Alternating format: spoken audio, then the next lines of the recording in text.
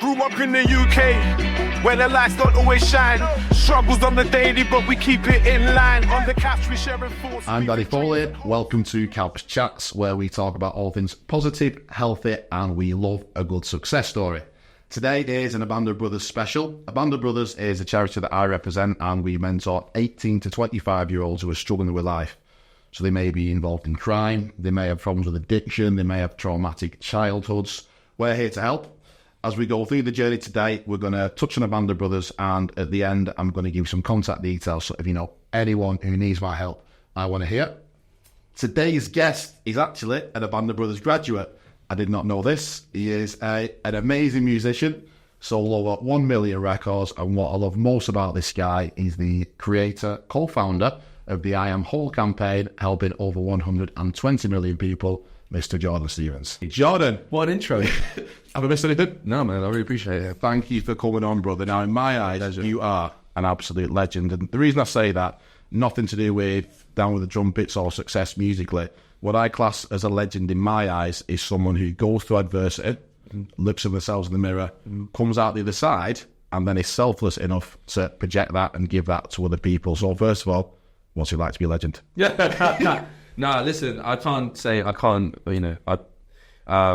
appreciate you paying me that compliment. That means a lot. And I would say the same to you, just having researched what you've done and what you do and the conversations we've had in the car on the way here. But I agree, I at least agree with your remit for success. I definitely agree that how we should measure accomplishment isn't, just purely in a material sense or in a notoriety sense. It's in a personal desire and value set. I agree with that, and I'd like to believe that I'm attempting to continue to build and work on myself, and I definitely have a growing passion in the maturation of young men and boys and men generally, just because I know that that's something I can add value to. Do you know what, bro? I think you've absolutely nailed it there. And for me, it's not about giving back. I don't think I'm giving back. I don't think I owe anyone anything.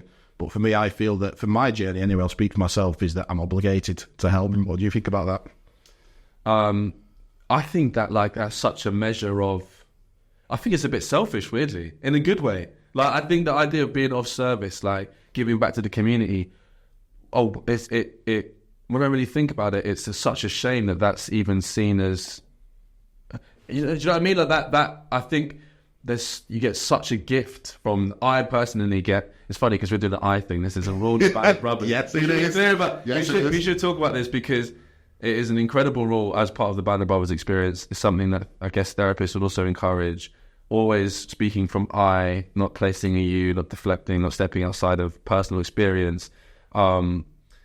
Really powerful tool that you're going to see us use a lot. But yeah, I think that being of service, essential part of being a human being, essential part of my relationship with being a human being, and something I genuinely enjoy, I get a lot out of. Brilliant, bro. I mean, I personally believe that to achieve success in whatever way you want to measure it, you've got to go through some kind of journey. And we spoke about in passing the hero's journey. Yes. So where did it all start for you? What was early life like for Jordan Stevens? So my hero's journey, for those who want to look it up, this is, I think, a Joseph Campbell. I don't know if he coined the phrase, but he definitely did a lot of research into it. It's a journey that most of the characters we love and adore for all of history go on, including A Dark Night of the Soul, which is something I definitely experienced in my late 20s. But my journey began in northwest London in Neasden with my mum. My dad was around, but I didn't live with my dad. And I guess, I'm not going to sit here and go through the whole of everything, but, we lived in a council estate, me and my mum. My mum has a really interesting past, actually. She was born into money. Her father, my granddad, is an incredible director, but he was one of identical twins, and they married 3 or 4 times each. So the family is spread, and then people look like each other, and it's all over the world. But the money left, So I kind of end up in this council estate with my mum, who has these middle class values, which became quite a useful tool for me because I remember at least a lot of the kids on the estate, there's some rooms that they would be too afraid to go into, and I had this massive privilege of like being thrown into these environments with all this wide variety of people and having to just instantly survive, you know, and talk and ask questions, and always been incredibly curious, actually dangerously curious in my estate. I remember almost getting myself in trouble because as it goes, you know, curiosity in certain environments becomes a danger. And I think I left Neasden when I was about 10, 11. I really do wonder what would have happened if I had carried on asking questions into my teens, because, you know, it changes a little bit for boys. Well, I don't know if it's the same for girls, but, you know, I'm sure this is part of your story too. You know, the rules change a little bit when you start growing up as a boy, especially in like a rough area. Anyway, went to Brighton, where some of my other family was on my mum's side. And then, was able to express myself. I met an amazing guy called Tom Hines, who was running Brighton Youth Centre, running a course at Brighton Youth Centre through a company called Audio Active, which I'm a patron for, an incredible youth organisation. And I fell in love with rapping, man. I fell in love with words. I was always in love with words anyway, because of my Caribbean grandmother, who was an English teacher, came over in Rush. And, you know, like, I just can't explain it. I think I was quite odd child. I think I was a little bit. I was a weirdo. I was popular a bit because I was good at football, and I don't know. I was one of like a handful of black kids in the school, and sometimes that was the kind of currency in a weird way. And I don't know if that's a good thing, but I had got to a point where I was so used to my own company, especially in my mid-teens, you know, and I just wasn't so bound by friendship or anything like that. I would really lock myself away. And I was very aware of my mum's struggles with money. And I was like, you know what? I'm going to get us out of this. I remember that thought. I'm going to get us out of this mess. I can do this. So I would just focus on, I used to create websites. I used to make Bebo skins. I don't know if anyone remembers Bebo. I remember. MySpace and Bebo. Yeah. I used to sell MySpace layouts. I used to do a paper round. I'd use my money off the paper round to get studio time. I edited every single music competition that I could find online. I won £500 to one, and using that I bought a beat which became Down with the Trumpets that I then re-vocaled with my friend Harley, and then that part of my life is kind of history. I go on to do Rizzle Kicks, had a pretty wild start to my 20s. But in terms of why we're here and why I've just read a book, which I'm going to be doing a talk about in Manchester at the Beaver Studios, is because this, in spite of all of that, material success, notoriety, I found myself kind of like in some emotional car crash when I went through a particular heartbreak at 27, I think.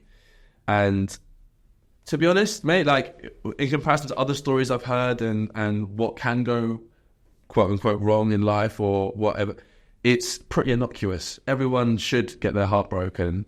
And, you know, a lot of people have grown up without money, and a lot of people have had, I was bullied a lot as well when I was a kid. But it's for me in that moment, it was the most epic battle, because I had been running away from multiple griefs, especially during the time of my peak fame. I wasn't processing anything. So I was losing, I'd lost people to, you know, all kinds of things, suicide. I lost both my grandmothers. And I had other difficult issues with my relationships that I just refused to process. So this one particular heartbreak at 27 just completely destroyed me. In fact, to quote my therapist, I collapsed as a human being. That's what that's something she shared with me since I've, you know, built myself back up. Because it's relative to my experience, and I had some abandonment issues I hadn't processed, and now it's in my nature. I want to be able to share whatever I've experienced in the hope that it will help someone else. And when I was heartbroken, I was looking for things to hold on to and cling on to. And in doing so, I realized that, you know, a particular kind of man doesn't necessarily discuss this journey or or how important it is to be heartbroken, how love feels, how difficult love can be, how it feels to be loved, right? That's one of the maddest ones. Are you willing to be loved? Vulnerability. Yeah. Exactly, bro. And you know what? Everything that you're saying then, I'm thinking, oh my God, I can resonate with that. Oh my God, that happened to me. Oh my God. But the working as a mentor, what I do now in basic therapy, what I've realised is that every man or woman who's watching this, they will have experienced parts of your journey. Yeah. So what I really want to explore is the nitty gritty. Go on. So how you came to this kind of heartbreak, what choices that you made that were in that situation. Now, what I'm going to go back to is one of the first things that you said then, because I really resonated with this about your mum. Yeah. And middle class values. Now, Yeah. Now, my nan, her dad was a German Jew, a Polish Jew in the war, and he got my great nan pregnant, left. So my nan was raised in what they call a bastard family back in those days. That was the coarse way of saying it. So she was raised by lots of females, became very strong. She then passed that on to my mum, and we're from a disadvantaged background. My granddad's a coal miner, Wigan's a working class town. Yeah. But we were brought up by strong women who instilled middle class values into us, very similar to yourself. Now, you mentioned before that you were raised predominantly by women. So who were the main figures in your life, and how did they impact on your life? Well, so the people I grew up around in those early years, my mum has two sisters, so that was the kind of main thing. And both my grandfathers died before I was born. So I had two grandmothers, who I adore still, obviously infinite energy. And then two aunties, and those two aunties had two daughters. So I've got two cousins who I'm really close to, and then one other cousin, Eddie, who's a guy. And he, and to be honest, I really looked up to Eddie.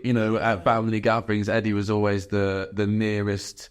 And then there was some kind of favoritism by my mum's mum, which again might be a generational thing. She definitely favoured me and Eddie over the girls. It was wild. So there's all those kind of generational politics going on, social politics.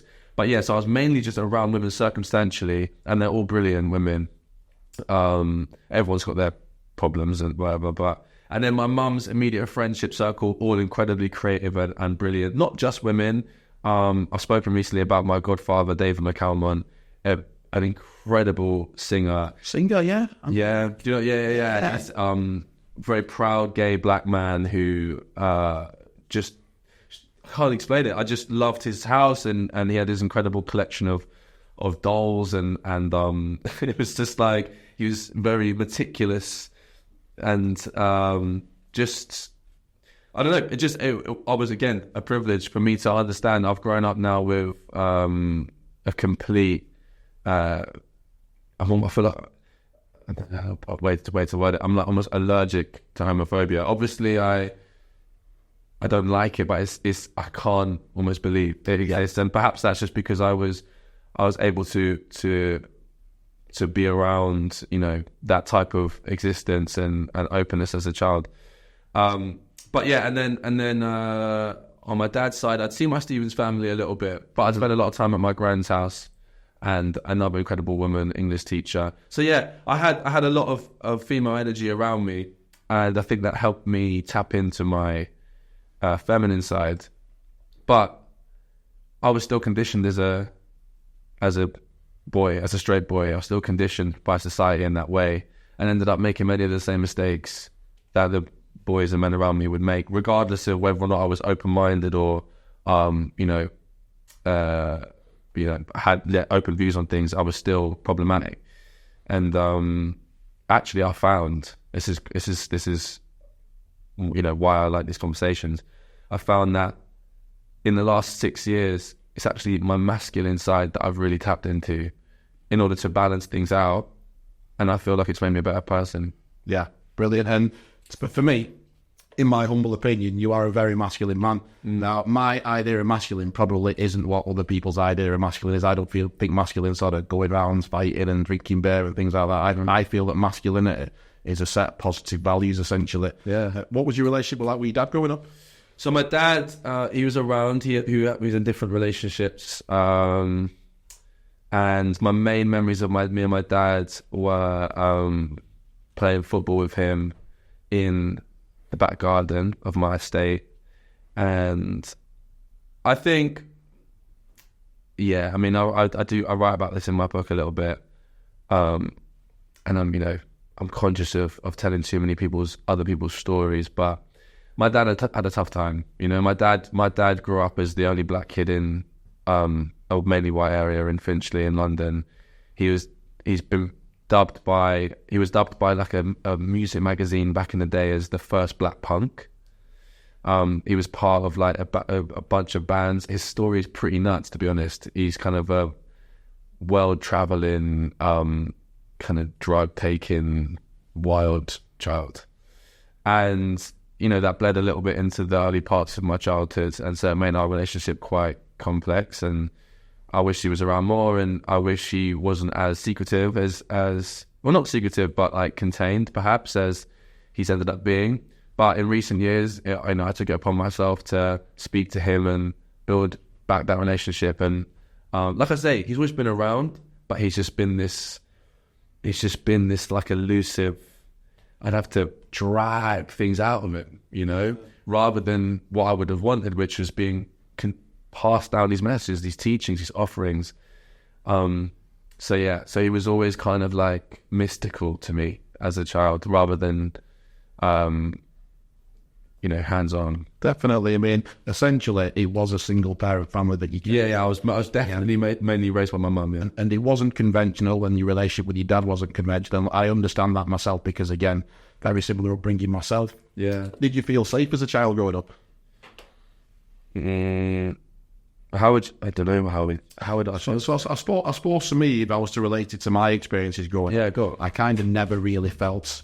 Looking back, I didn't think these exact words, but I didn't really feel wanted. I kind of felt, I suppose because, I did feel wanted, I didn't feel loved, and it was nothing to do. My mum was amazing. Yeah. She raised me really, really well. But because of circumstances and because I suppose the old comparisons, the thief of joy kind of thing, is that I kind of looked at other people and thought, why have they not got what they want? And especially growing up mixed race in a white area, I felt that too. So what about you? Did that affect you in any way? So wild. It's so odd. I think, well, again, the first 10 years of my life, it was a multicultural area because I was in Neasden. So, my first friends were from fucking all over the shop. But Brighton, I definitely felt like a bit of an outcast. I think safety. I think I did, interestingly, I did a test once with this guy who worked a lot with addicts because I definitely have had drug problems in my 20s. Time and money is a wild double active when you got a mind like mine. But I did this apparently this IQ or like a mental exam, and it came back with what they called an addict line, which was something to do. I wish I had the specifics, but something to do with the feeling of belonging and something else. Yeah. But all I can remember is the feeling of thinking, maybe as a child, in spite of my dad doing the best that he could and my mum doing the best that she could, I think maybe I didn't feel like I should be there. Yeah. Which is wild. Resonate with you. And I can't add enough of a disclaimer that I'm so conscious of everyone's doing the best they can do. Yeah. Do you know what I mean? My mum and my dad are doing the best they can do. But we live in a fucking high-pressured world, and there's all these statistics around, like, boys in low-income single-parent households, and I do think that as children we have this desperation to be in some kind of unit or some kind of stability, and if it's not there, it has effects for decades. Massively, bro, massively. I mean, you've been raised in a single-parent family in your relationship with your dad. How do you think that's affected your way you've been moving forwards, and how's that affected your relationships moving forwards? Well, this is the thing. And neither of us know, do we? We don't know how life would feel if there had been that. I don't know, what would it be? Backbone or. I kind of feel, I'll be honest with you, I've been going through therapy myself. I've done this course called Landmark. I don't know if you've heard of it. Yeah, I know Landmark. Yeah. Bro, it saved my life. Really? Literally, yeah. Removes all your limiting self-belief. So I won't go into too much that, but what they do essentially is they make everything your fault. So yeah, Danny, your dad wasn't there. Okay, why wasn't your dad there? Because I was shit and he was shit. Just obviously dumbing it down a bit here. Yeah. So they say to you, okay, Danny, well, the facts are a man just wasn't there. Yeah. your story is that you're shit and he's shit. So you've been telling stories and lies about your dad all the time. So that in front of 200 people, ring your dad up and apologise now. Wow. Yeah. Well, this is why, I've got to almost have that kind of awareness in the back of my mind. Yeah, exactly. So what I realised is that I was searching for something that I didn't have. And when I looked at my relationships, especially with the opposite sex, I was acting up in a certain way, perhaps because of abandonment issues. Yeah. So I suppose that's where I'm coming from. That has that shown up for you all, from what you can see? Yeah, of course. I mean, like I say, this heartbreak was definitely instigated by me. I was the heartbreak I write about in my book. I struggled with commitment, fidelity.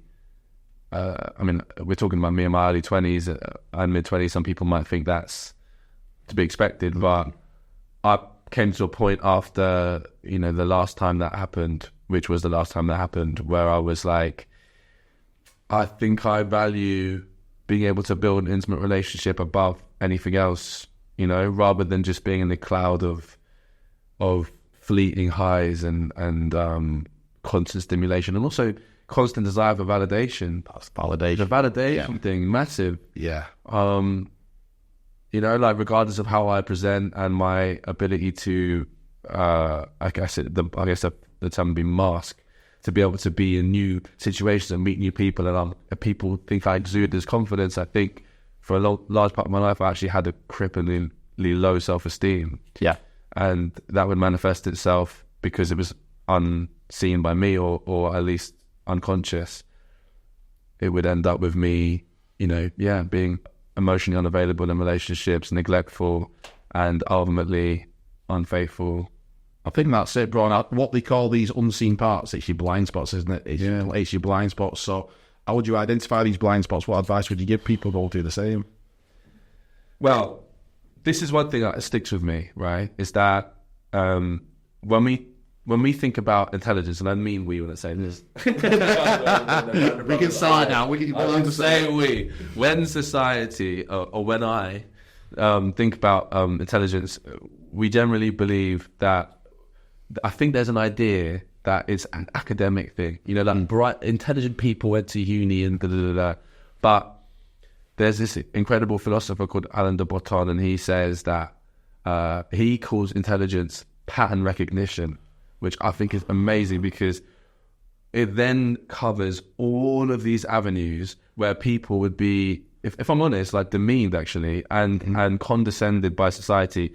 For example, if you're talking about pattern recognition, then suddenly labourers are given their flowers. Mm-hmm. There's understanding materials and amounts of material. Like, I'm not a labourer, so I actually don't know. I actually am stupid in this regard. Yeah. But that they recognise those patterns. They recognise, if we're talking about architects, that's a pattern recognition. We talk about mathematicians, pattern recognition, scientists, pattern recognition, footballers, pattern recognition. Two people running you at the same time, and that you have to put it in that space. It's a high level of intelligence right there.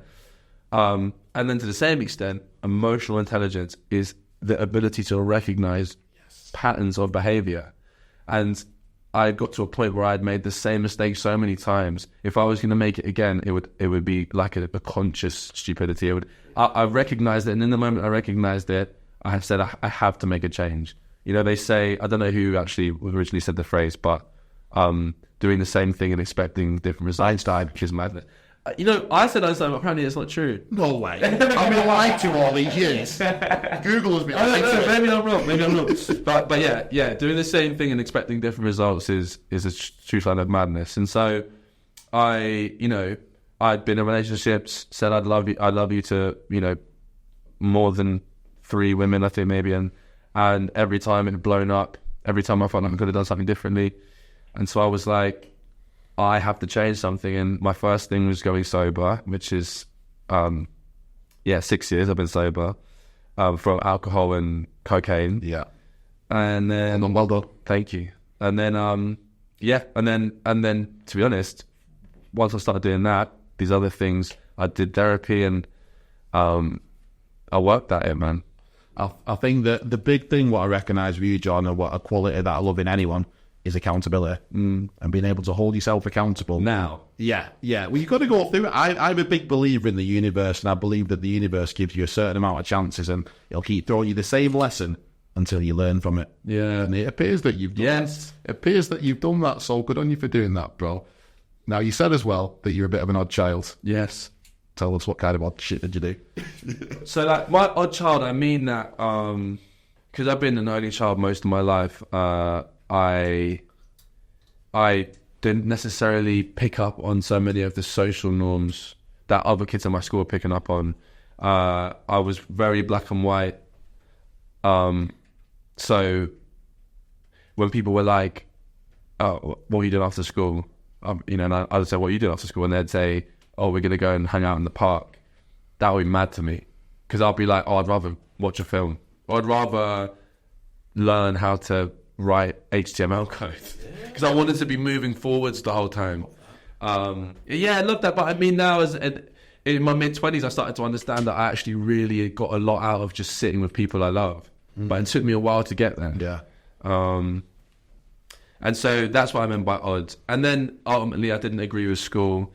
I didn't like the conditions. I didn't like the forced sense of authority. I didn't like how some of the teachers abused their power.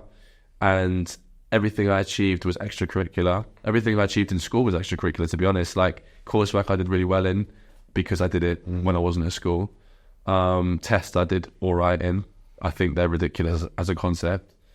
And yeah, I got my head down straight away.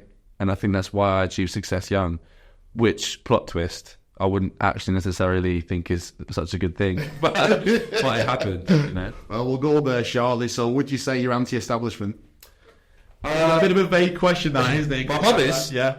My mum is, bro. I've said this on a podcast before. I'm sure that I was like born into protest. Like, my mum has been opposing many governmental shifts, since I was like, we were anti the Iraq War, and we were, like, I didn't even know some of the protests I was on as a kid. My mum had a T-shirt saying "McShit" on it as a kid with the McDonald's logo. Yeah. So get me one. Yeah. So like, So I definitely, the main quality my mum enforced in me was just never. She said, if someone tells you what to do, that doesn't mean you have to do it. There's always another way to do something. Like, there's not one set path. That my mum really installed that in me as a child. And then, ironically, when I hit puberty and she wanted more help around the house, I was like, but why? Maybe there's another way around. She's created a monster. Yeah, a little bit. Do you know what? I we could do a whole other podcast about that kind of stuff, but I'm not going to go there. We'll talk about helping people. But if we talk about race now, tell people what your heritage is. So I'm half Guyanese and half British. Guyana, my dad was born in London, but and both my parents were born in London, but my grandparents Guyanese and British. You're Jamaican. Yeah, Jamaican English. Yeah, so we're both of a similar ilk, really, Caribbean and English as well. What colour do you class yourself as, or race? I say mixed race. Yeah, me too. Yeah, I'm proud. I see mixed. I don't see myself as half black, half white. I see myself as a separate entity. Completely. Yes. You know what? It is different. Have you read that poem by John Agarth? Yeah. What an amazing poem. Yeah. And that's kind of like, when I was growing up, I didn't understand things because my dad's the black side of the family, and he wasn't there. So the sort of shit I was doing was I was getting trains to Manchester Centre where all the black people were trying to sort of find them to... Really? Yeah, I was doing crazy shit. Because you were saying before that it was like a mainly white area. It was, yeah. It was. How did you find growing up mixed race, especially when you moved from London to Brighton? How was that for you? Brighton was... like I say, Neasden was a rough area. Brent at the time was rough. I mean, it probably still is rough, to be honest. But Brighton, relatively, was amazing. Like, I remember... with Rizzle Kicks, that like when we released our first album, me and Harley were just literally rapping about just like drinking beer by the sea. Just like, and I remember, I mean, listen, again, this is topic to another podcast, but it was so interesting seeing the public's expectation of two mixed race boys rapping. It was so interesting seeing what they thought we should be like. From black and white people, yeah. we were actually quite uniquely stuck in the middle because we were just like happy. And I remember I used to get it from some of the other rappers in Brighton. They'd be, you don't rap about hard shit, you don't da-da-da. And I remember thinking like, bro, relative to Neasden, Brighton was like paradise to me. I was there going, what is there to be annoyed about? Like the sea's right there. Do you know what I mean? Like we got a nice. Me and my mum were in a nice little muse. It wasn't a council flat. Do you know what I'm saying? And so, listen, don't get me wrong. There's some rough areas in Brighton. There was like the Knoll Estate, and then there's Whitehawk, and it was. It's not like as everywhere in this little country, but yeah, just for me, I was just being honest. Like I thought I was having no time of my life by the beach. But then as I got older, I did realize, looking back, that just on the basis it was a mainly wet area, I did have this internalized kind of self-hatred. Sounds hardcore, but there wasn't, like you say, there was a handful of black boys at the school. Me and Hardy is one of a handful of black boys at his school. And it's just, you just get, I played football, a lot of people were racist when I played these matches. I wouldn't necessarily know, I wouldn't be like massively upset about it. It was just that made me feel as though I was not like everyone else or whatever.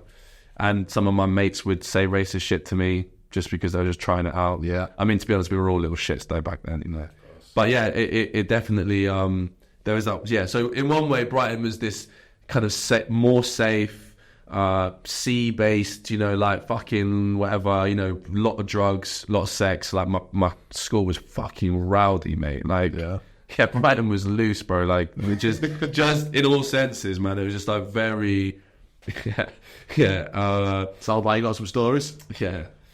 Again, in my book. Yeah, but it was, we were active, young in many ways. I know it's probably uncomfortable for people to hear, but that's just the truth. And so there was that side, but then self-identification. When I come back to London, been around more black people, again realizing that I had maybe missed out on feeling a sense of, I don't know, a sense of being, I don't know, just not being other, not being different. Yeah. It's a weird one. I don't know how to explain. I mean, but you'll know though, right? Like I get it completely. I had racism from both sides. So when I was very young, growing up in the 80s in a place like Wigan, I had a lot of racism. Now, when I got a bit older, I was quite an hard guy. That sounded like a dickhead. I was like the hardest guy in the school. So I didn't really get a lot of bullying then because... Did you get that because... Did you decide to be the hardest guy because... I didn't get it when I got to that sort of level, but when I was younger, I got bullied because of the colour of my skin. Now, I remember I was at a party down in London, and there was some other mixed race guys there. We were talking about races. We were both all coked up and drunk, to be honest with you. Yeah. I remember having a real bit of beef with this mixed race guy. I said, what race are you? I said, mixed. He said, you're black. And we had some real beef, so I've had it from both sides. He was giving me shit. I didn't like that you weren't saying black. He didn't like that, yeah. That's interesting. Yeah, did you ever experience that kind of race? Yeah, I mean, I can understand that argument happening. Yeah. Because I guess, like, we don't get the freedom to be... I guess he would, perhaps, what he was suggesting was that, like, people will see him as black regardless. People see you as black regardless. Me as black regardless. I've learned that sometimes, that even if I want to say I'm mixed race, like, there's some instances where that doesn't mean anything really in the scheme of things. It's just not white. But there are other times where it can be almost an advantage because we're not black. Fucking wild. It's a wild. You go to the Caribbean and to black countries, they wouldn't clash with black. Bro, but they call me white, bro. Red man. Bro, I swear Jamaicans are just joking around calling me white. But do you think, though, that, like, did you feel the need to harden up because you were othered so much as a child? So was that other circumstances? A bit of both. So subconsciously looking back now, due to things that were going on in the household, there was things I witnessed between my mum and her partner that I shouldn't have witnessed, and things going on, and including the racism as well, that I had to toughen myself up and basically shut my feelings off at some point. So that was a contributing factor, yeah, of having to be this big man. And for a long time in my life, I had this bravado where I had to be this tough guy who beats people up. I was a doorman for many years in Manchester. That was another part of it. They were involved in crime and selling things that I shouldn't be selling. So it was all part of this mask, and it was only really over the last 4 or 5 years that I've uncovered that. And it's really helped to open up my feelings. And then all of a sudden, when I had gone through this therapy and these holistics, that I started thinking, wow, all these feelings, shit. Yeah. I feel sad. I've never felt sadness before. So it was fucking crazy, bro, in terms of that. So yeah, that was my little journey with it. Anyway. Have you spoken about all this journey on the Couch Talks already? Yes, so I've spoken a lot about this as well. I've done a radio show in Manchester. Yeah. So, are you interviewing me now? I'm interviewing you. I kind of want to a little bit though. Yeah. Okay, before we go on to, just can you answer me? So, but what was there a pivotal moment or no? Yes. Was there yes, there was. Yeah. So in 2019, And a good friend of mine, long story short, he got stabbed to death, he got murdered. Yeah. And then I had to go to a funeral, look at his dad in the eyes and like, be like, sorry, I feel like I should have done more. Yeah. And then that was like the call to action that I needed. The grief. Then lockdown happened, the grief and the shame and the guilt. And then lockdown happened, and then 4 years later, here we are. Healthy masculinity. Men give you Well, true, man. It's true. What about you? Was there a turning point for you where you realised? It was. I think. Okay, this is what just came to me. Then, so I'm gonna run with it. Go for it. So again, it was all circumstantial. My. So I had the heartbreak, the pain, insane. Like again, maybe if I write it down on paper, it doesn't seem, like, oh, he's heartbroken, cool. But bro, I was fucked, right? So I'm thinking, like, I'm fighting for my life in my head, and I'm writing and I'm doing all these things, and I wrote this article for The Guardian back then. Actually, Landmark used my article in one of their courses. Yeah, because I remember I remember a chef coming up to me and being like, I just read your article at Landmark. Yeah. But what I wrote it about was, because I was in so much pain, my only question was, why don't I have the tools to deal with this pain? And at the time, the Me Too movement had just started, and I've seen a lot of men talking about their experiences, and the greatest men holding themselves accountable. So I'm like, look, let's push more of this, whatever. And I want to hold myself accountable, etc. So like, I put this article out, and then this woman reaches out to me called Donna Lancaster. I want to shout out forever. I just read something she wrote this morning, I almost cried, bro. This woman is an angel. I don't know. The 6 temples. Yeah. I watched For You with Third Quarter last night, and I was like, oh, did you watch that? So she's interviewed Donna. She loves Donna as well, fan. Yeah, man, crazy. Oh, we could talk about the 4 Agreements as well. So I think talk about that. But yeah, Donna is an angel. Donna, Gabby, and Freddie was on this course. Anyway, she said to me, look, I run this course called The Bridge. I really want you to come on it. No, men don't really come on it. That's the paraphrase version. Write about it, please. Help people. So that was the deal, and I did it. I'm still friends with Donna now.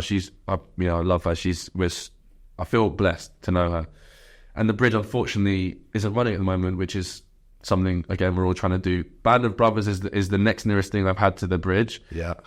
But everyone should be experiencing this kind of meeting with the self. So anyway, I've gone along to The Bridge, and I turned up, and my grief, at least what I thought it was I'm heartbroken. I lost someone I loved. That was it. I was where my grands had died, and the suicides and unfortunate deaths, all this kind of stuff.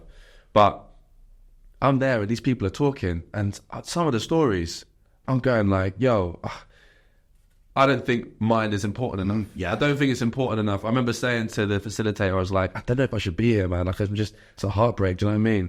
And she was like, that's not how this works. Like, the emotional world doesn't abide to the same laws as our material world. It's not the same thing as like, that's a big car, that's a small car. It's not the same, So she was like, just carry on. And by the end of that course, I realized that emotion is a physical reality that we, if not processed, store in our bodies. That was a massive thing for me, to realize that before that point, I'd intellectualized this a lot. I remember being at my grand's funeral and being like, oh, an old person has died. Next. I'd literally be like, and my therapist would even say, me laughing then is me attempting to deflect from the reality that even me thinking about my grand's funeral still makes me sad. But I didn't want to process it, So these things happen again, fucked up relationships, betrayal in friendships, bro. Oh my God. Yeah. Especially for men. I shouldn't say especially for men, but from a lot of the stories I see in men, friendship betrayal is a fucking huge one. Huge. So these are all stored. And man, I did this course and I ended up having a trauma response, which was a good thing in this context. Yeah. And it was like my knee was just shaking and my whole body, this whole foot was wild. And I felt like half a stone lighter after this experience, man. And listen, in a band of are we allowed to talk about it? We can talk about it, yeah, because we want to sort of showcase Good. That band. All right, talk about. Well, the nearest part of the initiation in Band of Brothers to Bridge would be the grief circle. Yeah. And I remember, again, when I did the Band of Brothers course, I remember thinking, I've already done the bridge. So a lot of this inner child work, you know, it's not going to be as intense. It was still intense, but as intense. I was more watching the other guys and being part of the family. The grief circle, bro. Sits she there just like it makes me emotional even think about it now. You're not taught to deal with those, bro. Why you're not taught? And I was there like, whoa. And it's that connection to a shared understanding, a shared emotion. And suddenly I wasn't comparing grief. I wasn't measuring my own individual. And it doesn't matter. Like, we all have to process emotions, good, bad, you know. And I didn't realize that if we weren't, it's stored and it comes out in other ways. It manifests itself in a negative way. Yeah, how many guys you hear about with dodgy backs, dodgy knees, constant shoulder pain? All the ones are the ones for your parents, aren't they? Do you know what I mean? And it's like, I'm not surprised. Trust me. And it can manifest itself in things like addiction as well. Addiction, oh my God. I mean, people think it's just drinking drugs. It's not. Emotional addiction's a massive one. People telling the same stories. How many guys know telling the same stories 25 years of pain because they're actually addicted to the feeling they get telling it instead of moving through it? Mad. I mean, you know, I know people are addicted to the news. Yeah, it's insane, isn't it? Addiction's an absolute. But yeah, look, for me, my addiction was rooted in internalized anger, taking anger out on myself rather than other people. Again, learning about anger for me was a massive one. Healthy anger, not rage. Not knocking random people out. It's like, no. These emotions that they're given us as a blessing, not to be abused. And until we actually learn how to deal with these emotions, and they're going to be a curse to us. Do you remember Mark Nightingale? You ever come across Mark? No. He was a Band of Brothers Brighton. Okay. Yeah, and he said that grief isn't an emotion, it's actually a skill. Yeah. And now I've gone through it myself, I actually feel it. And I was the same as you. I was storied so much grief and suicides, murders, family members, and just the same as you. I lost my nan's funeral. Okay, bye now. Not a tear shed. And it took me till a couple of years ago to really deal with all this. And a lot of it was through a Band of Brothers. And wow, the tears fucking came out, bro. I needed a dinghy. I was like, unbelievable. But isn't it beautiful as well that like I'm using all my energy to not interview you right now because I just find you so... Okay, good. Because I find your story incredible from what we shared before we started this. But I just think about the fact that you've gone through, again, in the material real world, some of the adversity you've gone through and the situation you put yourself in, easily identifiable as dangerous and life-changing and terrifying, you know? And still, this is another beautiful thing of Band of Brothers. We're connected by grief. Yes. You could do that. I could be, fucking hell, mate. I could be, you know, just lying on a bed for 10 years and then I'll lose some, you know what I mean? Us losing our grandparents will have the same level of do you know what I mean? Trust me. Well, relative, I guess, to how connected we were to you. I'm about to say it's where the brotherhood comes along as well. And you know, I feel personally that my brotherhood's changed over the last 10 years or so. My brotherhood used to be kicking people's all through, robbing crops, hurting people. Yeah. And then when I joined the Band of Brothers and I joined as a mentor, not a younger man, my brotherhood then changed. So my brotherhood is actually someone who you can share your stories with, share your lyrics with. And then I looked back and I thought, how the fuck did I feel that brotherhood was all those unhealthy things? And now I found this brotherhood. Did you ever find that yourself? Yeah, brotherhood is something that I've really started to learn in only the last few years. Really? Yeah, just because I was raised by women predominantly, like I find it a lot easier to get on with women, which is another odd space, which is why I'm saying that it's not an odd space. I mean, I love women. But I mean, that's why tapping into my masculinity, one of the main goals I set myself was to really tap into the men around me and you know, in the same way, like, why do I find it easy to talk to women? Actually, I hear it a lot from the women I know that the stuff that they're spoken to by their boyfriends, they'll wonder why they're not able to say that to their boyfriends aren't able to say it to their friends, you know? Yeah. And I've always had my like 2 guy friends, or I've always had I have like a close little circle, but I've been trying to expand that. Okay. But I've always thought interesting from just observing. Because one thing I always did do, even as a odd little weirdo loner, is I'd always watch people. Yeah. fascinated by humans. I'd sit in cafes and just watch people. Yeah. I would stand in a playground and just listen, watch, because I just wanted to know about people's patterns. I was so, and I'm so curiosity, and I'm looking at patterns. Yeah. And one thing I really noticed was even these macho guys that I could see, they have this bravado, and it comes with, you know, I guess some kind of misogyny sometimes, or this, I absolutely despise this societal desire to constantly prove that you're straight. I think that's so mad, bro. Like the whole no homo pause, like all that kind of can't get too close, otherwise it's gay. Like, bro, I don't think it's a sign of weakness, personally. What's man? Of course it is. Security. Yeah. And even in that space where it's like, you know, have to show that I'm, you know, impenetrable, even their closest brothers were the one people who were around when they're at their lowest. Yeah. So even at that point, is this something? In fact, let me ask you: do you think that's true? That even men who claim they don't understand vulnerability secretly do, because they're boys. That is my circle. Sorry, boys, I'm going to blow you all right. But that is my circle, and that has been my circle growing up. Like I said, we were the tough guys. We were the guys who used to fight all the time. We were the guys involved in crime. So that was the mask that we had. Yeah. And then all of a sudden, at some point, we all discovered the sesh. Yeah. Cocaine sessions. Yeah. And that was our release then, but it wasn't real. And that was our time when we could share our stories. Then after the coke session, then it was back to being a tough guy again and back to not sharing. And, wow. And then you don't need to share. You don't need to go on that self-development course. You don't need to be part of that group. You're an hard guy. You should be able to internalise it and do it all yourself. Right. So, yeah. That is one of the values. Yes, I completely resonate with that. But my opinion and my idea of masculinity, it's completely changed. It used to be that old archetype of being the tough guy, the strong but silent type, and that was completely changed. What's your idea of masculinity? How would you? Well, you know what?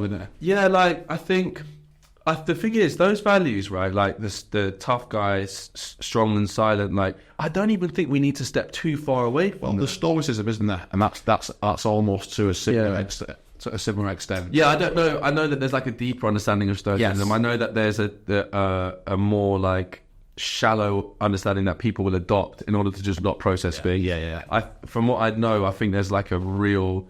I don't know enough about stoicism, but I know there's a version of it that isn't as detached as the eyes make out. But I definitely do think that there is something to do with being rooted in masculinity or masculine, that energy. I don't think masculine and femininity are exclusive to men and women. I think they're energies that should be in every person. Agree.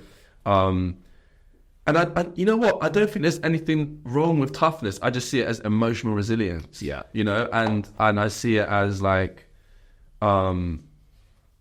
processing an emotion is it's not like a negotiable part of being a human being. It's not up for debate. Yeah. Like crying, processing, moving cortisol around your body, like that is just part of, we're animals. Yeah. Do you know what I mean? Yeah. And denying ourselves that freedom to just let go of something is really corrosive. You can do that and be in great shape. You can be big. Like the fact that men can gain this massive strength is a beautiful thing. I worry that men don't value that enough. Yeah, man, you're fucking strong. What are you going to do with that strength, though? Yeah. Like, are you aware that that's a power? And with that, to quote Spider-Man, don't use that. Like the two values I worry we've lost. Let's just say, for the sake of this conversation, from men. Yes. But I think generally in society is honor. Love that. And duty, which you know. Can I throw another word in there? Please go on. Integrity. Well, yeah, duty, integrity for sure. Because again, those words can get totally taken the wrong way. But duty is more to what you said, being of service. But the honor thing, right? Like, again, disclaimer, all my opinions are fluid. This is how I'm feeling right now at this moment in time. But whenever I have a lot of these conversations with people around, let's say, like war, violence, men, women, the world, you know, sometimes I hear views that we don't need any violence, or we don't need... And who was it you quoted that some things need violence? Was it Mandela or was it Martin Luther King? Hey, listen, Mandela was on smoke, bro. I don't know. Or Winnie Mandela. You should look into his. Anyway, we're talking about resistance there, right? So I don't know. I look again. I'm not one to speak. I'm not the gospel on this. Yes. My point is, I think we have to detach from our bodies and our desire to protect our communities and like not use. It's just honor is like, if you're powerful, right? If we're on a night out and there's a lad who's 6'4" and he's stacked, and there's a guy who's off his nut and he's half his size and he's trying to swing for him, are you going to beat that person up? Yes, no, exactly, bro. It's like in what world, like, is your responsibility as the bigger person? And it's just, it's the same when we talk about conversations around consent with women.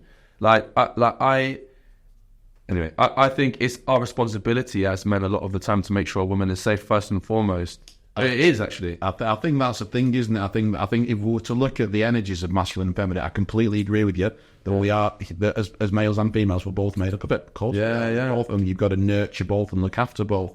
But I think there are perhaps certain roles, such as protection and leadership and honour, that men perhaps have more than the women, and I agree with what you're saying there. Maybe. I mean, leadership's up for debate because we make some pretty wild decisions. Yeah. Not to say that women don't, but I think like, yeah, I think leadership, I'm almost more interested in seeing. I've seen enough of what decisions men do. I'd be interested to see. Anyway, I don't know about that. That's another conversation. But yeah, I think in terms of like our physical bodies, we should be proud of them, and we should lead forward with honor. We should understand that if someone has more power, it's essentially their responsibility to deter or neutralize the situation before entering into anything else. When I see fights, 4-5 people jumping in and stuff, it just makes me hate that. I mean, when I grew up, it was like you had what's called a strainer. You had a one-on-one, and that was it. Now, and you know, when I'm talking about it's absolute garbage. Why would you have a one-on-one anyway? You know what I mean? But what I'm talking about is, I couldn't live with myself if me and 5 other guys had beat up one guy. I'd have to fall on my sword. Like I could not live with myself. That's again, honourable. Like you're saying, look, I'm not. It's just such a conversation because I'm not. No, because I'm not promoting violence at all. No. It should always be the last. Like, it should never. We shouldn't have to resort to anything like that. But I mean, the concept of like dueling or battling in any sense, it can be physical, mental, whatever. Like, we need to. When I look at the animal kingdom, you know, that's a part of being an animal. But then there's surrender. Yeah. Then there's acceptance of defeat. The honor. Do you know how honourable it is for someone to lose? In fact, I've seen something about this on your page, but the beauty of being able to accept the loss and just keeping it moving. Oh my God, there's arguably nothing better. You can't beat a good loser. The thing is, though, you never actually lose, do you? You never actually really lose, because when it's like, it's the old saying, never a failure, always a lesson. So you never literally fucking lose. Yeah, that's the great. And I think if we maintain that sense of honour, then a lot of things in life would be easier. So I want to know about Cisco and the Karate Kick. Oh my God, you watched my TED Talk? Is that what it was? Maybe. Yeah, man. Yeah, that was my first experience of being on a stage talent show when I was, I don't know, 7, something like that. But yeah, my first dose of performing in front of an audience, for better or for worse. Okay. I like that. Do you know what? Ironically enough, Cisco, the song is my karaoke song. I mean, isn't it everyone? You know what I mean? Can't go wrong with that. Wild. How old were you when you got famous with Rizzle Kicks? 19, and I became famous for Rizzle Kicks. You know, had to give it a go for about a year up until that point. The thing about Rizzle Kicks, which you know, is a shock to everyone, including ourselves, is it happened very fast. We were performing, me and Harley performing in Brighton to like 30 people, and then one song connects. July 2011, we went into the charts at 144 and finished that at number 8, and that was wild and a shock. And I guess that the instant nature of it led to a lot of the issues I would end up having, as well as the success. I mean, I guess that from someone who's external looking in, all the general lay person would see is the glamorous side of being famous, and I suppose a glamorous side, you might think, fame, attention, money, attention off the opposite sex, drugs, all of that. Those things maybe aren't as glamorous as they seem. What was your experience of fame? So, one of the first things I was actually told was to never complain about fame. That was an early thing. Just because the idea was like, no one will relate to that. Like, no one cares. Because for whatever reason, we live in a society that that gravitates towards that idea of, and now we see it more than ever. People are getting famous just for existing. It's not like providing anything. They're not like giving something to the society. It's just like, hey, I'm a person. I'm kind of funny. Give me some money. So it's like that's what it. But back then, this is before Instagram, before TikTok. Yeah. And look, there are perks that come from it, but they're material perks. Yeah. Anyone who's grown up poor will know that money is nice. Yeah. Like, I'm not going to sit here and go, money is an awful thing. Like, there is a certain alleviation of stress, which is essential. Well, not essential, but it can create a better environment for you. The pressure put on the pressure put on members of society who are struggling financially, which I was before, and I still see it with my mum and my dad. Insane. Yeah. Like, you're not only stepped on, you're squashed, you're kicked, you're charged for having no money in the bank. Like, what world do we live in? It's crazy. So yeah, of course, being able to like clear some debts and buy something I like, listen, I'm never going to complain about that. The attack on my like spiritual well-being, maybe, if we're going to go there, and I know we're going to talk about 4 agreements, and actually, towards the end of 4 agreements, the guy even says that he wouldn't be famous if he had the choice. Yeah. Is like my anonymity dead, Right. which is again some perks. Maybe I get into a fucking club, who knows? Yeah. But no more anonymity. Right. Within reason. I, again, growing up as a young man, if someone looks at me for too long, it is intimidating. Like that, for me, everything up to that point is like something's about to happen. Yeah. Especially from other men. Yeah. So like that is a continuously like anxiety-inducing thing. Okay. And it was at one point I actually couldn't go into public when we were at our peak. You guys were big, were you? You were massive. In 2012, we were pretty fucking big. Yeah, we were getting our t-shirts printed. Our faces were on t-shirts in like fucking River Island and Primark and shit. In fact, one of them got sued because they did it illegally. But like, yeah, it was a lot. So that suddenly my world's just gone. Suddenly I can't really go anywhere unless I know exactly where I'm going and I'm around people, And so that was a shock. Again, I'm not complaining. It was just a shock. And then you have the whole thing where I'm no longer, people are now telling me what I am. They're telling me who I am. The more successful you get, the more hate you get, obviously, naturally. And now I'm older, I have more understanding of the world, more experience. I can deal with that. I know myself more. I've got a little bit more self-confidence and I've got good people around me. Back then, I was in a chaos whirlwind hurricane. Right. And that stuff was like, I felt like I was constantly needing to prove myself. Another reason why I would not suggest people getting thrown into fame at a young age. Expectation. Yeah, I had to step out of it in order to grow up. I really believe that. We put Rizzle Kicks on ice because I looked at the situation, Holly looked at the situation and went, all of this material stuff isn't worth our emotional well-being. Yeah, it makes sense. I mean, you spoke openly about your story on your journey with your mental health and also addiction as well. Yeah, right. What kind of impact did fame have on that? Yeah, that's what I'm saying. So this is the mad thing. So the root of I remember the first time I started doing coke was because I'd get invited to all of these nights. Yeah. And a lot of the time I would see people on these nights out that I had 2 months before, 3 months before, I had seen as a famous person. Do you know what I mean? So like, especially footballers, entertainers that have been in the industry for a while, and then suddenly I'm being introduced to them. Yeah. And occasionally they'd know who I was. And I remember I used to talk to these people and I became hyper-focused and fixated on how I'd say bye. That sounds crazy. So I would be so panicked that I didn't like give the right fist bump or handshake, or did I not hug them, or why did I hug them, or why did I say see you around, and then I'd get home. And listen, there are other reasons for this now. I've realised this isn't necessarily my chat for it, but there's all things about neurodiversity and other ways for a brain to process social interaction, but it would fucking rattle me, bro. Yeah. Like, meeting these people constantly, even though I'm a confident person and a curious person, I was rattled, right? Really? And then I'd done I tried coke when I was 18 or 17, but I remember doing it one time when it's like out, and then I didn't care so much about what I was saying to these people or how I came across, which is ironic because honestly you come across pretty badly. But and then I was like, fuck. Well, maybe if I just do coke every time I'm out, then I don't have to worry about. It's a short-term solution, isn't it? Short-term solution. So, and then that was amplified. So then I remember another time when my addiction, when my drug abuse flared up, was finishing my second album. There was 4 or 5 months in between the second album being finished and coming out. I couldn't deal with the fact I couldn't change it.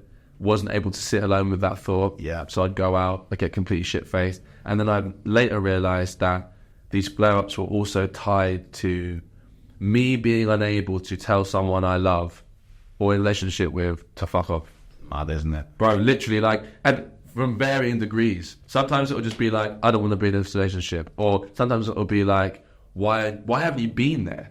Like, that's another thing is like, I went through one experience when I lost someone, and, you know, someone close to me wasn't there. And instead of just being like, sitting that person down and being like, why the fuck weren't you there? I'm angry with you.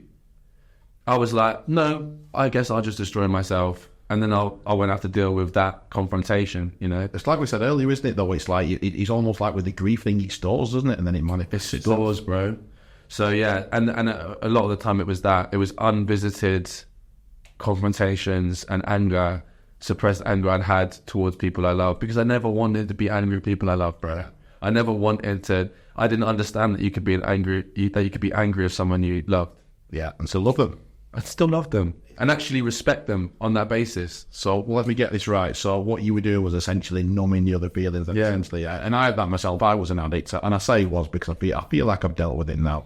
But I mean, I stopped selling drugs 4 years ago, and then I realised I had £1,000 a week cocaine habit.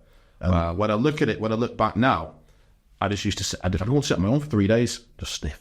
3 days in the morning and that. Yeah, just fully on my own drinking, and when I went through the therapy and the different courses, I realised that came from childhood trauma. I'd not addressed. What was it for you? When did you realise you're an addict, and how did you deal with it? Well, my dad is an addict, so I don't know what the science is on inherited trauma like that, but or maybe even picking up on the behaviour as a kid. I don't know, but. Everyone's got addictive behaviours too. I honestly, one thing that I do have in my being, which I owe to whoever my upbringing, is that I have this bizarre ability to just switch something off. So actually, I never went through AA. I never went through NA. I actually wish I did, to be honest, just for the camaraderie and the community. But like, there's a couple of things as part of the AA and NA program that I didn't necessarily.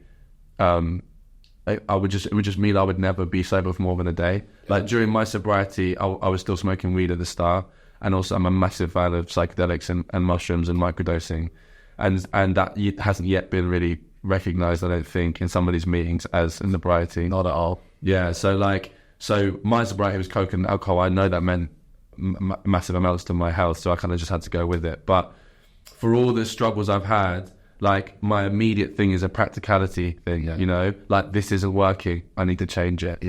And, yeah, I think it was a lack of belonging. I think that was what I've come to realise, what we said earlier in the conversation. It's easier to escape into that mono thought, you know what I mean? And I had so many voices in my head at that point. And coke used to just go, and I'd have it'd be like, writing, drinking, sex, drugs. That was it, really. And then the worse the coke problem became, the more productive I became. Is that so? So I was at home, like you.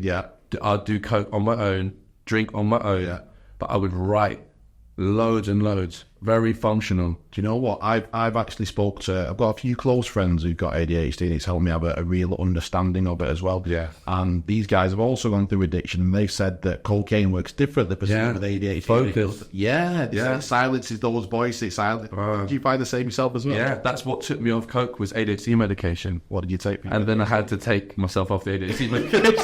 Adderall. Because it's amphetamine. I mean, it's literally meth, you know? Yeah. Oh, was that right? Methamphetamine, yeah. Like ADHD medication is supposedly methamphetamine without the addictive molecule. That's what they say. Is that Adderall? Is it? Yeah. Adderall is a methamphetamine. Yeah, Right. Okay. Adderall, Ritalin, Concerta. I mean, maybe they're slightly different molecular structures. I don't know, but they're uppers. You crush it, you can sell it at speed. I mean, I've tried Adderall. And I loved it. I got a lot of shit done. Modafinil was one as well. I tried. I got modafinil. Yeah, got a lot of shit. I write about modafinil in the book. Right. Okay. Yeah. You cleaning those down? Yes. I'm clear. I don't do medication. I mean, I sometimes try it. Like I've got my last prescription. Yeah. Was like 2 years ago. Okay. And I've still got pills in the box. But I only even got that prescription because I could. Yeah. And I was just worried in case I needed it. But actually, again, this is probably too long to go into, but I was fortunate enough to do quite an intense psychedelic trip with something called, I can't even get it right, Bufo. Before, yeah, like where they blow. What is it? The frogs? There's something to do with the frog, is it? It's the venom of a cane toad, yeah. Yeah. But it's not Cambo. I've done Cambo a couple of times. Yeah, it's not Cambo. Okay. You smoke this one. Yes. You've done that, yeah. And yeah, bro, it took me off the meds. Really? It's mad, game. I mean, plant medicine is another podcast, which Right, another podcast. That's what I'm saying, bro. But the thing is, like, okay. So what? Let me try and say it in a way that will be beneficial to the audience. Yeah. Like, how I even got myself in that situation was because I was curious at a party. So that's good. I was sober at this party, and I started speaking to a stranger because I was interested. Yeah. And this guy happened to be a psychedelics enthusiast. So then the guy at the party, isn't it? So then he invited me to this. I researched what it was, and at the time there was a peer-reviewed science paper. It was very limited research, only 84 people studied. So it was a small study about 5-MeO-DMT, and the results were really positive. So I went, you know what? I'm going to take this risk, and I'm going to go for it. And I did it.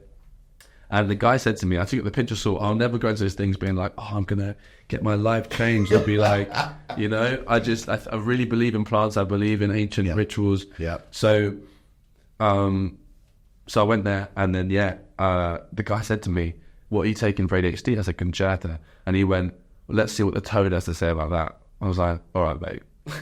How mysterious. I was like, listen, let me have my little trip. And then, so I did the trip. 2-3 days later, I texted the woman facilitator and went, can I take my ADHD meds? She was like, yeah, of course, just do what you want.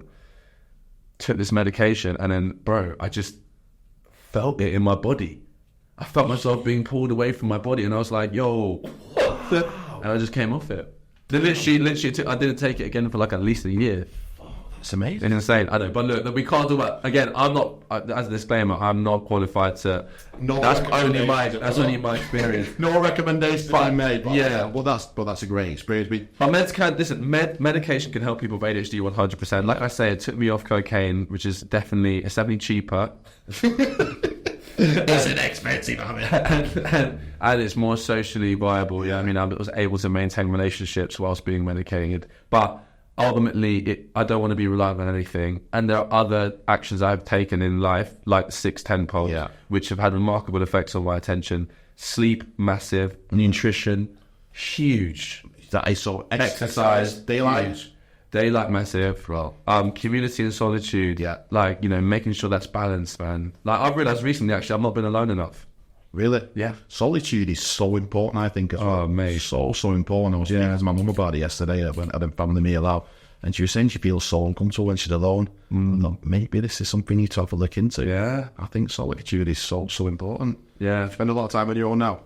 I'm planning to. I have historically as a only child, but my dad's recently had 2 kids. It's a whole other story, but what I was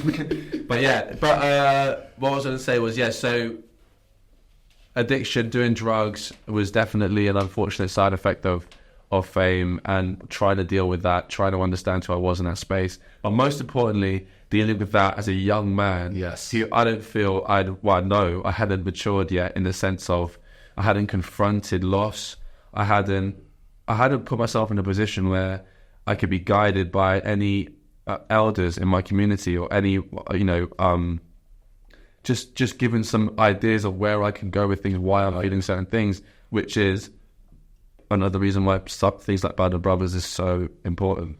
I mean, let's talk about ADHD, because it seems that more and more kids these days are getting diagnosed with ADHD. Yeah. And I personally have a lot of friends who have ADHD. I think it's important that if you've not got ADHD, you recognise what it is and you can understand people. Yeah, If you were to give a description to somebody who's not got it, how would you describe ADHD? Wow. Well, I think the official definition is it's something to do with the executive functioning part of the brain.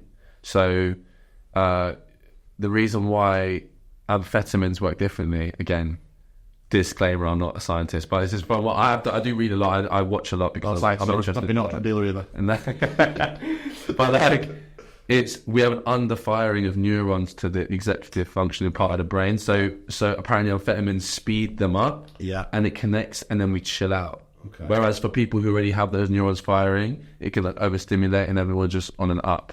Okay. But the experience is I have to really take a moment to measure myself in situations that some people, I don't even know if being neurotypical is the most common thing anymore. I don't know if that is the thing, but I know, for example, my girlfriend doesn't have the same stresses as me. Right. And it's just understanding that some situations that are deemed as normal and usual will be more difficult to understand. Yeah. And there are other ways to deal with situations, which I'm still learning about. Yeah. So for most of my life, right, on the basis I'm a young man, my untidiness has been put on that. Right. The fact that I've not, because it's true, I'm not, I haven't, there'll be girls and women can get ADHD and it can get diagnosed for years because they're forced, socialized to do things like organized stuff. Right. It can almost, it's because, there's nature and nurture constantly. And for me, people would think I'm lazy or I'm rude or, and I've always tried to say I can't explain, considering I would consider myself to be quite apt. I'll listen and learn, I'm curious. If I look at a mess, it fucking hurts my brain. Really? I can't explain the fog I get, trying to understand where I start, why it goes somewhere else. My thought is constantly I would much rather just write. Yeah. Or read. Okay. Or I'd much rather play football. I'm not that's not, whereas someone else will be when that is tidy, I'm going to feel better. The thought process, isn't it? Yeah, it's just different. It's and or decompression, for example, transitions. These are two things. If you've just got in from work, you need 15 minutes just to chill. Yeah. I mean, look, this isn't exclusive to people with ADHD, but this is something I found. And then you can approach the day. You might be overstimulated by your environment. I don't know. I just know that I do look at things slightly differently. So I'm more sensitive to things that then, What advice would you give to someone who's not got ADHD to help them if they've got a friend with ADHD? Yeah. Oh, mate. I think ultimately, I think it's my responsibility as somebody who knows that I look at life slightly differently to figure out and try to the best of my ability to meet people where they are. Yeah. Because I think what we're in danger of a little bit now is people thinking that ADHD is an excuse. Yeah. And that everyone has to work around people with ADHD. It's not the case. There are things I can do that and I need to do to make sure, habit stacking, for example. I can attach something that I don't enjoy to something I do enjoy to get it done. Yeah, that's the action I can take. To the same extent, just people who might, if you feel like a friend of yours is having an irrational response to something, maybe just think that they're literally experiencing it differently to you, and it's not something to be demeaned or I hate it when people say it's not that deep. Yeah, it's almost certainly deep to that person, otherwise I wouldn't be reacting. Why would I, if I'm getting into a tiff about the fact that a plan has changed or the fact that I have just spent ages getting somewhere and then the minute I get somewhere someone tells you to do something else, that I might melt down. Yeah. And to them it's why, that's weird. Just understand that to that person that might be a massive deal. And all you have to do is lead with love in that moment and then it will dissipate. I love that, bro. And what I suppose the bottom line for me in helping somebody who's got ADHD is that it's not rocket science. It's just tolerance and patience, isn't it? Patience, bro. That's another one of those values. Patience. That's something I've got to learn in myself, man. I'm so impatient. I think perhaps that's why I've got so many friends who all talk about ADHD, recognition to all your ADHD friends I've got. Yeah. Patient. Yeah. So, yeah, man, it's not rocket science. It's a great quality to have. Bro, mega that. What I do love about you, bro, is the fact that you look at yourself in the mirror and you take action on things that you want to move forward. So that we talk about there, my friend Donna and the Temple, talk about Band of Brothers, but also tell us a bit more about the I Am Whole campaign. Oh yeah, I'm Whole. So yeah, I'm Whole was a mental health campaign birthed out of me writing a song. Yeah. Which is another temple, by the way, creativity. Everybody should be creative. Yeah. Everybody should write, I believe. Yeah. Everyone should, express themselves in that way. Another thing I find with men, there's like a real barrier on writing, a real barrier on reading. I did a workshop in a prison once, and I was suggesting to this guy that he just wrote down free write, no goal, no whatever. And he just blanket refused. Really? Yeah, and I thought it was sad because, I don't know what it was. Well, I have guesses of what he was afraid of, but it's such a powerful personal activity. And I said to him, burn it after. I'm not going to look at it. I'm not going to judge it. I don't care about your handwriting. I don't care about your words, your punctuation, none of that shit. Just the process of you writing, Yeah. Anyway, I've gone on a tangent. That's my ADHD. We should do a disclaimer on the ADHD. What was the question? I am whole. Yes, I am whole. Yeah, I was depressed. I wrote a song, and I met the right people at the right time, and it became a mental health campaign, and we did really well. Super proud of it. Still ongoing, especially the social media side of it. We have distant plans, but me and the co-founder are both pretty busy doing, I guess, jobs that are extensions of it in a way. One of the big issues of I'm Whole was a lack of male engagement. Yeah. Especially from boys. Which is, would never stop us. Absolutely. I'm so grateful for the people who were brave enough to be involved and tell their stories. And a lot of the men who did align themselves with, especially men of influence who, put the circle on their hand and help promote it, really means a lot. But yeah, just further cemented the desire in my heart and soul to figure out what we can do to create more emotional resilience, community, balance, and love within boys and men. And that also extends to, I think that's the best thing I can do for women, genuinely. I really agree with that as well. And I think a couple of key words you said then that really struck a chord with me is love and community. And community is something that's massive for me. The reason I do a lot of the work I do is because I think that we're lacking in community these days, especially for men. And obviously you're part of the Band of Brothers, which is what I'm part of as well. And one thing I do love about a Band of Brothers is that it brings together communities. Yeah. It brings together different ages. I'll just tell the viewers a little bit about the Band of Brothers. So it's a community-based mentor charity where we help 18 to 25-year-olds who are struggling with life. So it might be they've got involved with crime, might be addiction, they might have childhood trauma. And we put them through a mentoring program where they'll have their own mentor. We're all volunteers, so that's why it's community-based. And then we have a residential weekend away in the wilderness called the Rites of Passage weekend. And then once they've completed that, then we help them integrate back into society. It's a bit like the hero's journey, the return to the village. Yeah. And then you can become the man, essentially, you want to be. So what were your experiences like with the Band of Brothers? How did you find it? So Band of Brothers was a big experience for me. For clarity, I was too old to do the course as what would the term be? Man? Yeah. Well, is there a word for the men who do the course? Yeah. So we have an older man or a younger man. Yeah. But I was kind of given a trainee mentor position. Yeah. With the desire to literally have conversations like this, write things when possible, and spread awareness. And yeah, I had already done the bridge, so I had an experience of inner child work. So like I said earlier, it's not all of it was as intense, but it was so important to me to be around men going through that experience, understanding the intensity of the experience, the battle, the internal battle. Also, one of the biggest issues I find with young men is the idea that we have to perform masculinity. So watching people confronted by the idea of that performance, I thought the stories we told were interesting, the framing of it.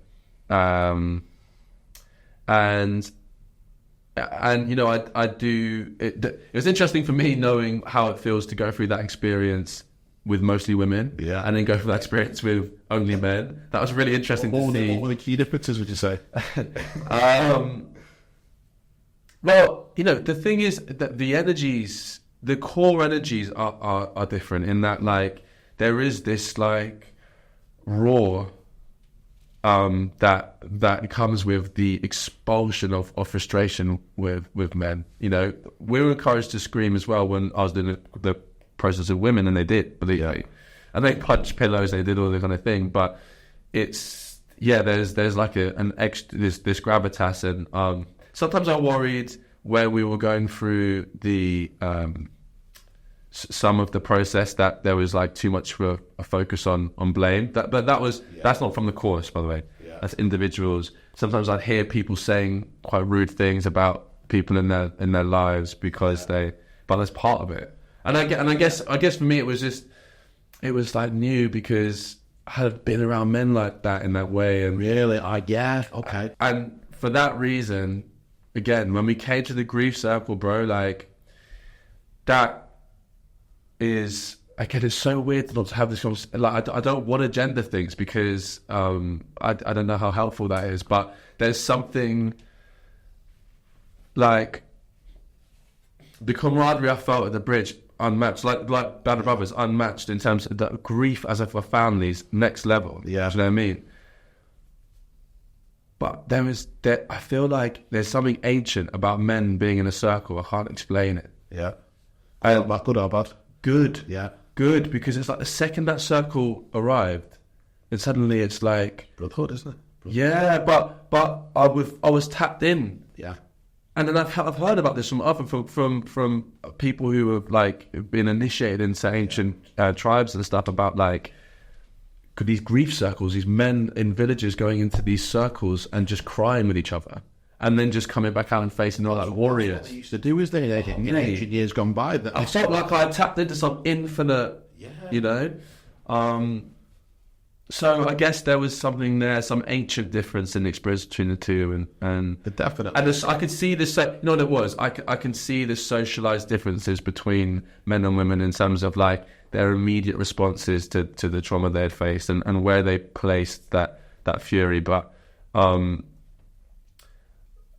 like, listen, my main thing is like I wish every boy and man could experience this. You know what? I completely agree. And I wish it was longer. Sorry, that was the other thing. That's the really important point. Yeah. The bridge was 6 days. I've seen people go from, you know, pointing fingers, to complete understanding in those 6 days, you know, because you're doing movement work, you're doing yoga, you're doing all kind of stuff. In Band of Brothers, that was my wish. It's only a weekend, right?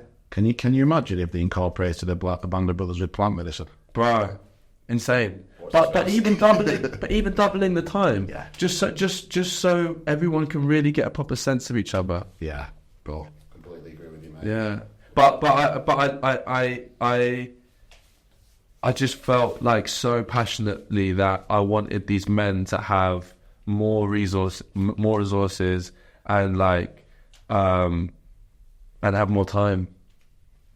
Bro, I completely agree. So, Jordan, you're an Band of Brothers graduate now. Yeah. Would you recommend this to young men, and how would you advise them to get in touch or get involved?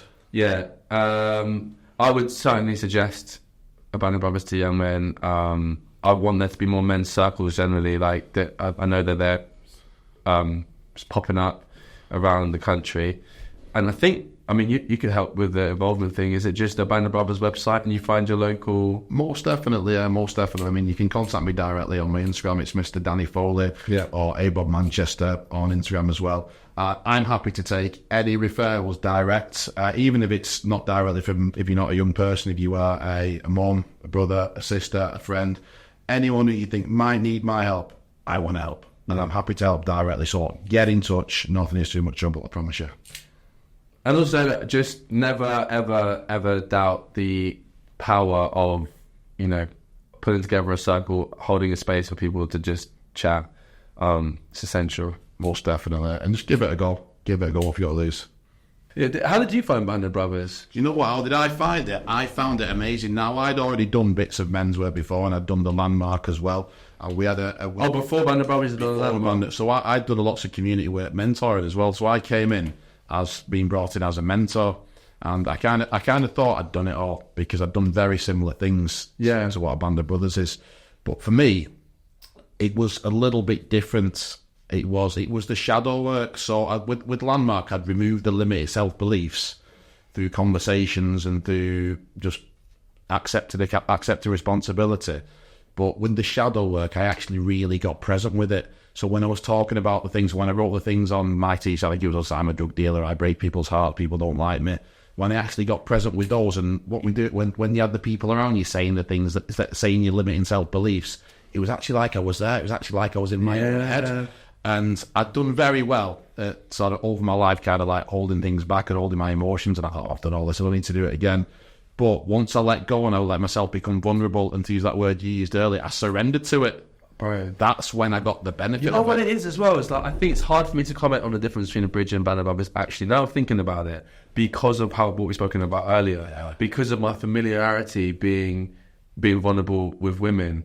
And then actually, like, how challenging is that for me in that space? I remember when we got this, is there something to do with throwing a rock? Yeah. Screaming? Yeah. I was terrified of that bit. Like I told you, because my whole thing is suppressed anger. And I'm like... How would I say? And I'm there like, what are the consequences of me being visibly angry in front of these men? I was worried that, like, I wouldn't be angry enough, or I wasn't seeing it, like... I was thinking, well, I'm 5'11" and 70, so maybe they won't think I'm angry enough. All those things were coming into we need more of it. So I'm saying, it's like there weren't enough days to make up for all the missed years of eldership and male guidance. I think that's such an important thing that you just said. But what a start. Eldership, bro. Yeah. Eldership, and that's what's missing. I mean, in ancient times, communities where, like we were saying earlier, children essentially have children. If you're in weddings and you're having children, you're still a child yourself. Yeah. And what would happen in ancient tribes is the people who'd had the children would go on to work or do whatever they had to do, and then the elders would raise the children, essentially. And that's what I think is missing from society today. Oh, mate. Do you know what's mad? Beast. Donna Lancaster, for context, I've got my phone out. I'm reading her Substack, and this is another beautiful piece. Defrosting Frozen Love, as she's put here. Whilst learning about the history and rituals of my lineage on my father's South African side, I discovered a ritual that moved me deeply. In certain villages, when a member of the community has lost their way and behaved out of alignment with their hearts and the collective values and ethics, out of alignment with their hearts is crazy, they are summoned to meet with the elders. Everyone in the village is invited to attend, and the person who is in trouble is told, not invited, told to sit in the centre as all the community members surround him, and it's usually a man. Each person takes it in turns to tell this man what they love about him. Not what he's done wrong, he knows that, but how much love there is for him in this community. Literally everyone, led by the elders, speaks at length to him and their shared memories, about their shared memories, what they know of his heart and character, and they love they hold for him. They literally love bomb him. A very different kind of bomb that can defrost the coldest device. I was not expecting that. The man is not allowed to speak nor leave until he re-enters his heart and begins to weep. This may take some time until finally he breaks open and lets the love flow in and out. Do you know, when you first started explaining that, I was expecting he was going to get a bollocking of some Yeah. And I was like shocked. This is what I mean about finding makes so much sense, though. But it's similar to the what did you call it, carpet work at Band of Brothers is massively towards the end of the bridge. And I think what's clear is that it's just we're missing that ritual. Yeah. And the reason why it's such an emphasis on young men is because, unfortunately, unfortunately for men, if we sit on these things, the way it comes out is incredibly damaging. Yeah. To us and other people in our society, and that's why it's such an important. Why it's so important that we do this work with the youngest, massively, and especially with the experience that you've got as well, and you've got, man. Like, honestly, for you to be in this space, legends. No, but it's like, you know, you have weathered a storm of experience that many people glamorize still, and many boys will desire based off of their own relationship with vulnerability or fear of being conceived as weak.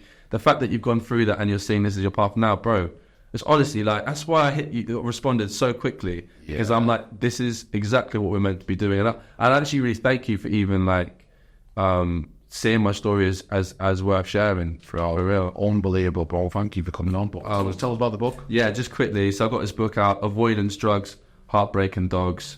Again, like, it's hard because ultimately it's just about heartbreak. There's no epic story. There's no like there's no firearms.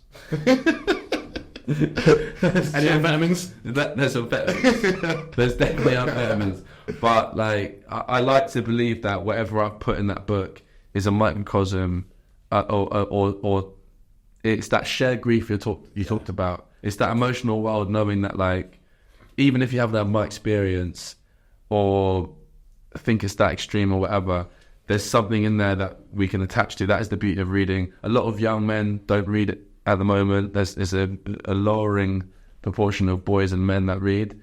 And reading it can be really hard. It can involve a lot of patience and focus, but it's so rewarding. And it would mean the fucking world to me for people to read this book, because that's why I wrote it. Bro, honestly, I could resonate with what you said about reading. You don't have to like it. Well, I'll read it anyway. Also, there'll be like audio books and shit. There's other ways to deal with I it. agree with you about reading though, because again, when I was going through addiction, I just couldn't sit and read things. Oh, mate, no way. And as I still struggle with reading, but I try. I force myself to read now, and don't get me wrong, I've not got the concentration span for whatever read to sit there and read a book for like in a day quickly.